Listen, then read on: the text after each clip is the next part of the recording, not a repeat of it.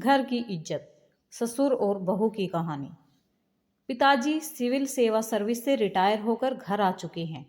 घर में 3 बहू, बेटे और उनकी 2 बेटियां हैं। काफ़ी खुशहाल परिवार है। मैं घर की सबसे बड़ी बहू होने के नाते मेरा उत्तरदायित्व भी बड़ा है। सासू माँ के नहीं होने के कारण घर की इज्जत और सारी जिम्मेदारी मेरी होती है। मैं घर की देखभाल बहू के रूप में करती हूँ। पिताजी बहुत ही भले और सबको इज्जत देने वाले सहनशील व्यक्ति है। अपनी सारी दुनिया परिवार को समझते हैं, सबकी खुशी चाहते हैं, सबका ख्याल रखते हैं। अपने पैसों से घर का सारा खर्च चलाना, सभी बच्चों को पढ़ाना लिखाना, योग्य बनाकर पैरों पर खड़ा करना, वो कोई कमी नहीं छोड़ते। बोलते हैं कि शिक्षित परिवार ही शिक्षित समाज का निर्माण करता है।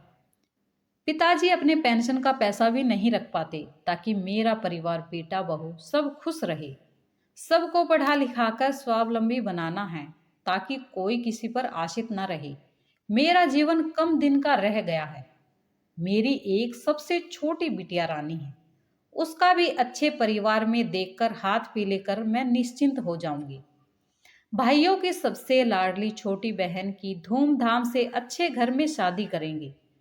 पिताजी शादी के लिए रईस परिवार, खानदानी लड़का, नौकरी की तलाश में लगे रहे।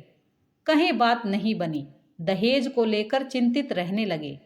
खाते पीते सोते जागते बस एक ही बात मन में रहती कि कैसे बिटिया की शादी करेंगे। अच्छा घर परिवार मिल जाता तो शादी कर निश्चित हो जाते। पिताजी गुमसुम रहने लगे। मन ही मन उदास। मुझसे देखा नहीं गया कि आखिर बात क्या है। सबको खुश रखने वाले आजकल उदास क्यों हैं? मैं पिताजी के लिए नाश्ता लेकर उनके पास गई और उदास रहने का कारण पूछा। पहले तो टाला, नहीं बताना चाहा, लेकिन मैं हार नहीं मानी, पूछती रही।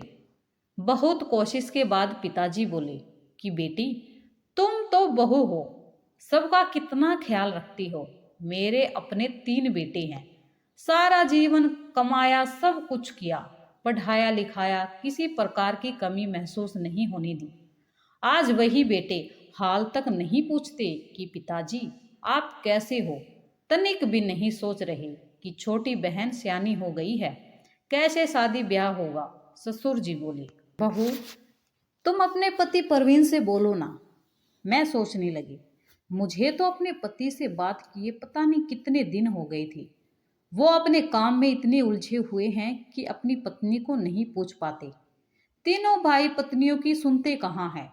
लेकिन ये बात मैं पिताजी को नहीं बता सकती थी, वो और भी परेशान हो जाते। मैं बोली कि आप परेशान ना हो पिताजी, शाम को जब साथ होंगे तो बात होगी। शाम को घर में जब सब एकत्रित हुए तब मैंने पिताजी के चिंता का कारण बताया। किसी ने कुछ नहीं बोला। अपना खर्च काम गिनाने लगे कि हम लोगों के पास इतना पैसा कहाँ कि खर्च कर पाएंगे। पिता की धड़कन तेज होने लगी। चिंता में रोज रोज कमजोर होते जा रहे थे कि अब मेरी इज्जत कैसे बचेगी। सब पैसा तो बच्चों में दे दिया, अपने पास कुछ भी नहीं रखा, अब कैसे होगा।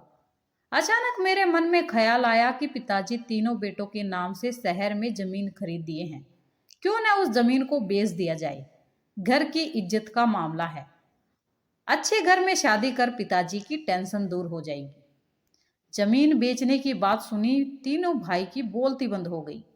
पिताजी के पांव पड़कर क्षमा मांगने लगे और बोले कि पिताजी ये आपकी निशानी है, शहर की जमीन नहीं बेची जाएगी। हम भाई मिलकर अपनी बहन का बहुत योग्य परिवार वाला लड़का देखकर शादी करके विदा किया। गांव के सारे लोगों के मुंह से तारीफ सुनकर पिताजी की खुशी का ठिकाना नहीं रहा। सबके सामने पिताजी ने कहा, गांव वासियों, आज मैं रूपा जैसी लक्ष्मी बहू को पाकर मेरा जीवन धन्य हो गया। सच में कहा गया है कि घर में अगर बहू समझदार हो तो घर को स्वर्ग बना सकती है।